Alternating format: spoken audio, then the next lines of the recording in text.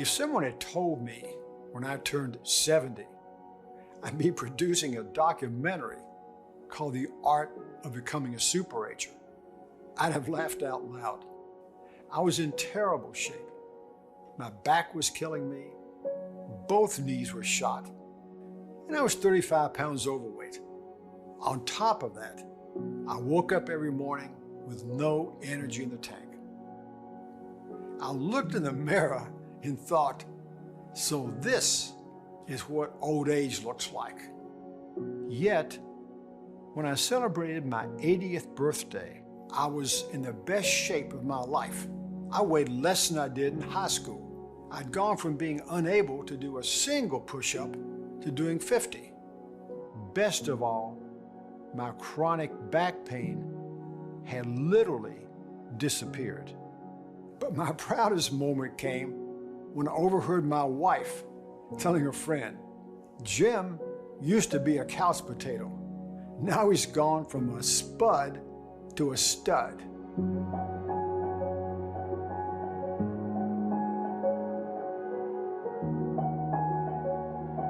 One statistic finally got me off the couch.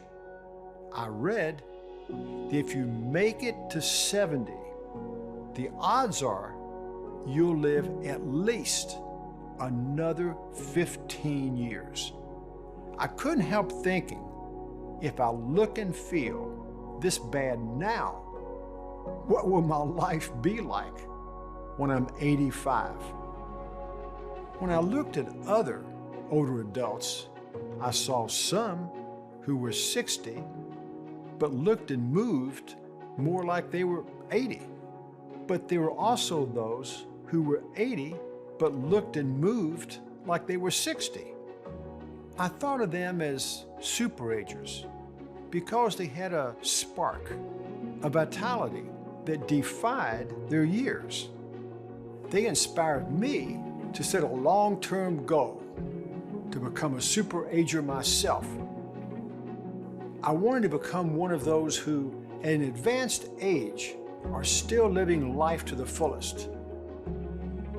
I remember hearing this quote years ago. Some people are old when they're young, and some people are young when they're old. Well, I think somebody who's 80 who looks like they're 60, there's probably nothing special in the DNA. It's probably something about life experience and the way they've chosen to formulate their own mindset. My mother lived into her 90s, said age is just a number. And so she didn't stop on every birthday and think about, oh my God, how old am I? It was about, well, geez, chalk up another year, let's go. Chronologically, age is inevitable, but functionally, age is not. I want to die young at a very advanced age. Can anyone become a superager? Absolutely. Superagers aren't born, they're made. When it comes to healthy aging and preventing or even reversing chronic conditions, your lifestyle has a much bigger impact. To be successful, you need an action plan. What worked for me was dropping bad habits, picking up good habits, and making those changes a high priority in my day-to-day life.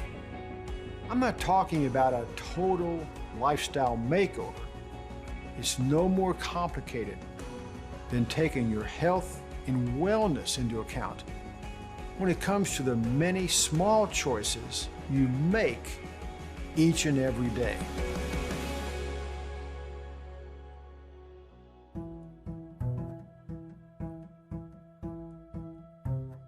I used to think walking was the only exercise I needed. But as I discovered, walking alone isn't enough, especially for couch potatoes who've been inactive for many years. After 6 months of walking 4 or 5 times a week, I did feel much better, but my walking routine didn't help my lower back pain, and my body was still stiff and tight all over. Neither did walking restore the strength I'd lost. I think 3 things are important. You need some kind of endurance. And when I say endurance, I don't mean swimming across the English Channel. I mean, can you take a walk for 30 minutes and not call 911? Number two is strength. Strength training is important. And again, I'm not talking about lifting barbells all the time. It's basically keeping the muscles in your body toned so that you can do the things you want to do. Third thing is balance, and I'll throw flexibility in. The older we get, because we're losing some muscle, it's harder to balance, especially if maybe you're carrying a bag of groceries or you're carrying a grandchild. You want to make sure you're maintaining your balance. You don't have to do it all on the same day.